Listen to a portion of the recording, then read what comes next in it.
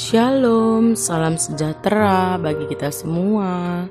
Dimanapun kita berada, kami sangat berharap saudara-saudara sekalian ada dalam keadaan sehat dan penuh sukacita karena Tuhan tetap menjaga kita.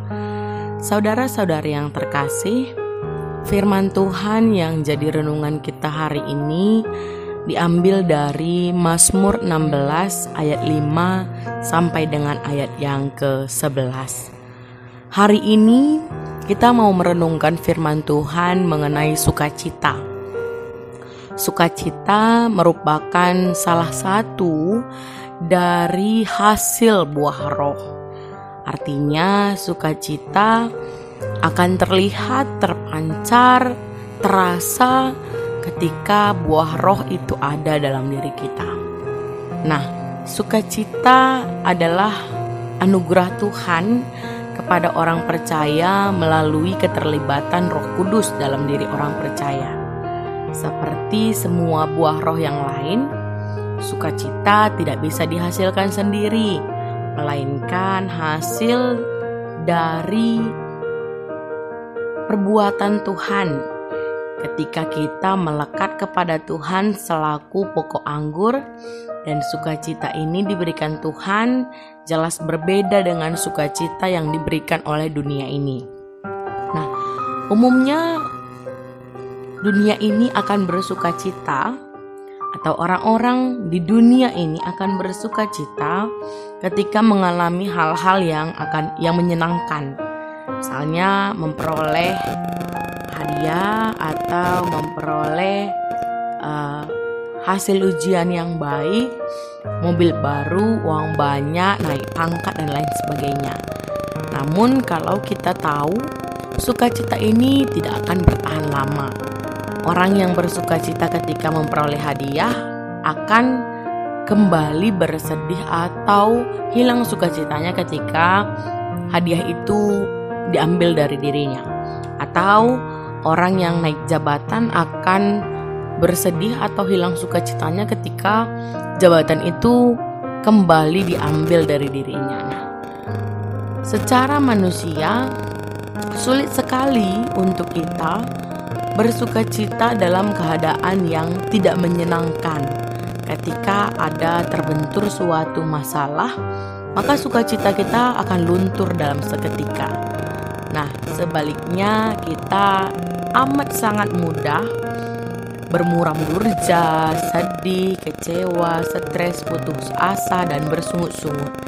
Dan sukacita itu terampas karena situasi yang ada dalam keadaan kita. Nah, kebahagiaan atau sukacita yang sempurna dalam Tuhan, itu yang jadi tema teks kita hari ini. Nah, pemazmur melihat dan menetapkan dua pilihan utama dalam ia menghadapi kehidupan. Yaitu yang pertama di ayat 1, menyerahkan hidupnya pada perlindungan Tuhan. Dan pemazmur membangun kehidupannya bersama dengan orang-orang kudus. Saudara-saudari yang terkasih, selanjutnya pemazmur menekankan supaya hidup itu dapat dijalani dengan kebenaran. Karena menurut pemazmur, hidup yang demikian yang dapat dinikmati dan memberikan kebaikan serta sukacita terhadap orang yang menjalani hidupnya demikian. Nah, hidup orang-orang yang kudus, pemazmur memaparkannya ditandai dengan beberapa hal. Yang pertama, ayat 5-6, pemazmur mengatakan, yaitu menerima dan mensyukuri segala berkat Tuhan. Nah, orang-orang kudus akan menerima dan mensyukuri segala berkat Tuhan. Manusia seringkali membuat ukuran-ukuran dalam kehidupannya seakan-akan ukuran itu adalah penentu kehidupan yang sempurna. Padahal ketika manusia tiba terhadap ukuran itu, tetap aja manusia akan merasakan gelisah. Karena ukuran itu tidak menjamin kehidupan yang bahagia. Sehingga pemazmur menetapkan bahwa Tuhanlah yang memiliki ukuran yang patut untuk juga dimiliki oleh manusia. Yang utama yaitu manusia mensyukuri segala sesuatu yang Tuhan berikan, Tuhan anugerahkan baginya. Yang kedua adalah orang-orang kudus ditandai dengan orang yang mendengarkan suara hatinya. Nah, manusia juga sulit menetapkan pilihan yang begitu banyak karena manusia menetapkan pilihan-pilihannya pada ukuran duniawi. Menurut pemazmur, inilah fungsi hati nurani yang Tuhan berikan kepada manusia. Hati nurani dipandang murni merupakan bagian dari cara Tuhan menyatakan kehendaknya bagi manusia. Oleh sebab itu, kesucian hati perlu dijaga untuk bisa mendengarkannya, sehingga pikiran, tindakan yang kita ambil boleh berkenan bagi Tuhan. Yang ketiga adalah memandang kepada Tuhan. Memandang kepada Tuhan berarti melakukan perintah Tuhan, siap menerima apa yang Tuhan nyatakan atas kehidupan umatnya. Umat Tuhan boleh percaya bahwa kehidupan umatnya berada dalam penyertaan Tuhan. Tuhan selalu berdiri bersama-sama dengan umatnya, menyertai mereka. Dan keyakinan inilah yang menguatkan orang-orang percaya dalam menjalani kehidupan ini.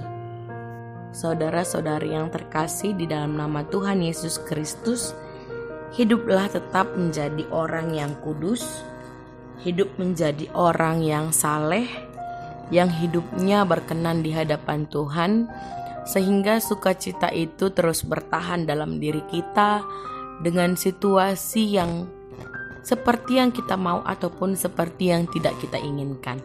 Sehingga dalam menjalani kehidupan kita tidak mudah untuk bersedih, bermuram durja atau berganti mood karena sesuatu yang tidak seperti yang kita harapkan, tapi terus bersyukur karena sukacita itu tetap bertahan dalam diri kita. Dan pemazmur mengatakan bahwa di hadapan Allah ada sukacita yang berlimpah-limpah, dan di tangan kanan Tuhan ada nikmat senantiasa. Oleh sebab itu, saudara-saudari yang terkasih di dalam nama Yesus Kristus, tetaplah berada di hadapan Tuhan, melakukan segala sesuatu sesuai dengan kehendak Tuhan, dan bisa menjadi hidup orang yang kudus, supaya kita sungguh-sungguh tetap merasakan sukacita di kala duka cita sedang menyerang kita. Tetap bertahan, tetap setia. Tuhan Yesus memberkati firman-Nya. Tuhan Yesus memberkati kita semua. Amin.